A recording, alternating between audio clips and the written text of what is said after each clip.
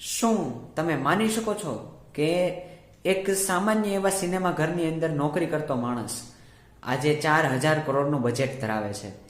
તો આ કેવી રીતે શક્ય બન્યું? આ વાત છે ચંદુભાઈ વિરાણીની। 1976ના દાયકાની અંદર તેમના ગામની અંદર દુષ્કાળ પડ્યો। તેના કારણે તેમને ઘર સંપત્તિ બધું છોડીને શહેરમાં આવવું પડ્યું અને શહેરમાં આવીને ₹90માં સામાન્ય પગારે તેઓ સિનેમા ઘરની અંદર નોકરીએ રોકાયા। ત્યારબાદ ધીરે ધીરે તેમને અલગ અલગ વિચાર આવ્યા માંડ્યા। તેમનું મગજ છે તે ક્રિએટિવ હતું, તેઓને અલગ અલગ કાર્ય કરવામાં રસ હતો। તે પછી કાર્ય નાનું હોય કે મોટું, પરંતુ તેઓ જે પણ કાર્ય કરતા ને તે પૂરા વિશ્વાસથી અને પૂરી મહેનતથી કરતા હતા। તેઓને વિચાર આવ્યો કે હું વેફર વેચું, તો તેઓ ઘરે ઘરે જઈને વેફર વેચવા માંડતા।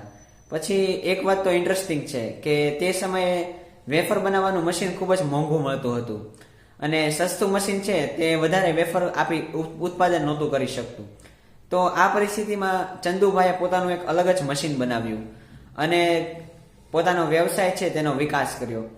તો આમ પરિસ્થિતિ ગમે તેવી પણ હોય, પરંતુ જે માણસને સફળ થવું હોય ને તે કોઈ પણ રીતે રસ્તો શોધી જ શકે છે અને આજે તેઓ પોતાની કંપનીમાં ઘણા બધા એટલે કે હજારો કર્મચારીઓને રોજીરોટી પૂરી પાડે છે। તો આ આપણને શીખવી જાય છે કે કોઈ કામ નાનું નથી હોતું,